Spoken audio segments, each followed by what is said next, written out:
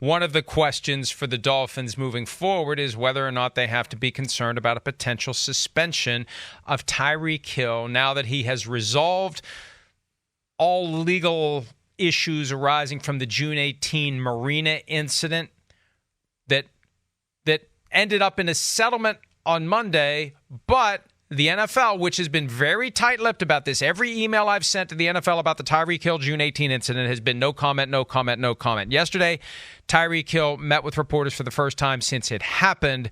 Let's have a listen to what Hill had to say about that incident that resulted in him reaching some sort of a settlement with the person who was allegedly struck in the back of the head. As far as the story, man, I'm not here to get into that. Like, I'm here to play ball. Like, I understand your question totally, but the issue has been resolved, and I'm currently cooperating with the NFL, giving them all the details on what happened on that day. God has blessed me to be able to perform and do what I do, and I'm blessed and grateful for that. And I just can't make bonehead mistakes like that. So, have you been given assurances that there won't be anything criminally? I have, like I said, I have no idea. I have no idea, man. So, like I said, it's been resolved, and I hope everything gets situated. So he said a couple of very important things there. First, he made it clear the NFL is investigating. Yeah. He's talking to the NFL about what happened. And second, he said he made a boneheaded mistake. That's so right. He did something. You don't just settle with somebody for nothing. There has to at least be some plausible argument that you did something you shouldn't have done, or there would be no basis to have a settlement. And the video, which we knew was eventually going to emerge, it's public record.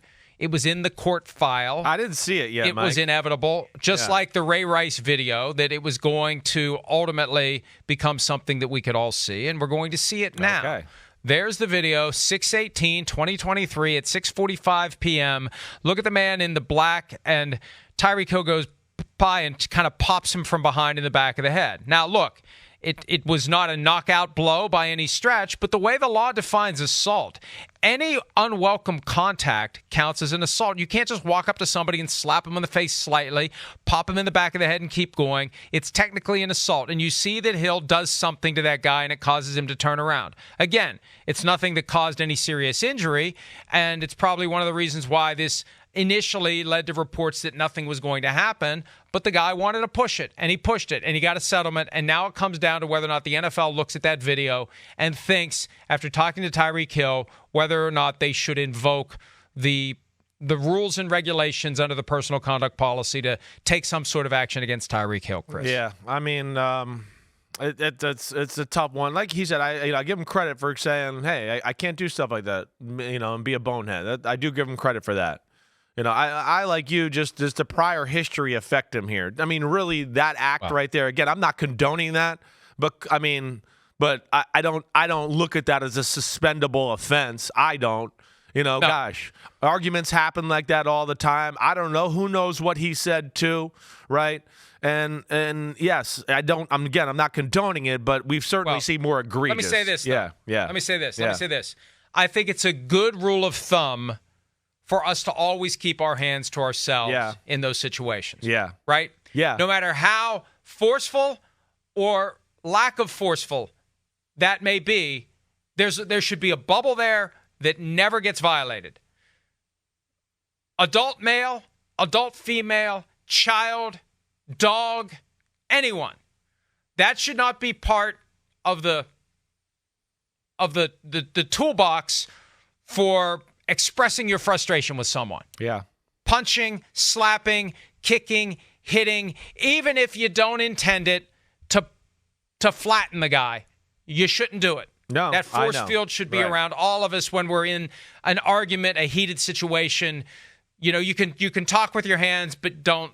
I know. Don't it's hard. It's hard. It's hard for football players that way. But you're right, Chris. Yeah. Chris, if they find any reason to punish him, it's in the personal conduct policy.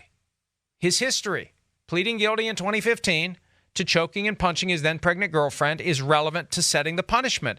So you get in the front door through that not forceful, but something he should have not done, boneheaded mistake, punch, slap, whatever to the back of the head of that man at the marina. You get in the door that way, and then you get yourself into a big problem because now, after all these years, the NFL can finally punish him for something that, if he had been in the NFL when he had done it, he would have been suspended for most of the year. Yeah, I hear you. I know. I wonder, how that'll all play out. I do, and of course, it's a big deal. It's the AFC East. It's the Miami Dolphins. They're Super Bowl primed, ready to go. And he is the most dangerous player on their football team. I mean, he is. And they're even though we're saying they're the most talented team in football, they don't have Tyreek Hill for 2 or 3 games, and they lose to, the Bills and the Jets and somebody else, and all of a sudden, you're going there in December going, damn, they're in trouble, or they got to win these last 3 games to get in the playoffs. It's going to be a tight race. There ain't a lot of wiggle room in the AFC this year. So that's where this is big. But I think this is one ultimately that I'm hoping the NFL doesn't suspend him over that, but that's a tough one, and I'm certainly not condoning what he did. I'm just saying I don't know. I'm hoping they don't.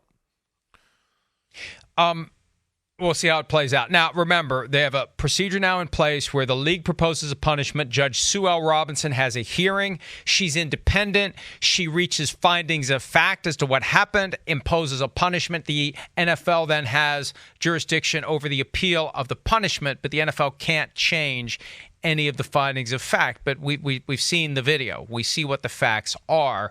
And also, keep this in mind, because there has been a resolution of the legal claims that the individual might have had, any self-respecting lawyer would have included language in there saying that this person can't talk to anyone about what happened unless he's subpoenaed to do so. The NFL has no subpoena power, so this guy can't cooperate with the NFL. If they did this the right way, this guy can't cooperate with the NFL.